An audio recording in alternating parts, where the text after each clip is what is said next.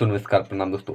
आइए बात करते हैं भोजपुरी के super star trending star hit machine दबंग स्टार खेसारी लाल यादव जी का एक बहुत ही ज़बरदस्त वीडियो सॉन्ग जल्द ही रिलीज होने वाला है। आपको बता दें कि वही इस गाने को खेसारी लाल यादव जी गाए हैं, जिस गाने का यानी एल्बम का नाम है ट्रैक्टरवा वाला। वही इस गाने को पवन पांडे जी आपने जो है कि कलम से सजाए हुए हैं यानी लिखे हुए हैं।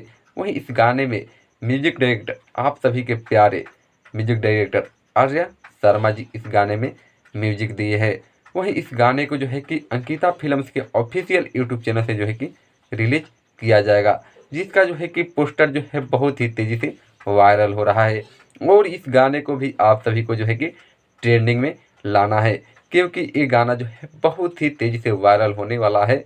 जिस गाने को जो है कि इस चैत के महीने में जो है कि बहुत ही तेज़ी से जो है कि मांग रहती है, और चैता स्पेशल ये गाना भी खेसारी लाल यादव जी की टीम के द्वारा जो है कि लॉन्च किया जाएगा।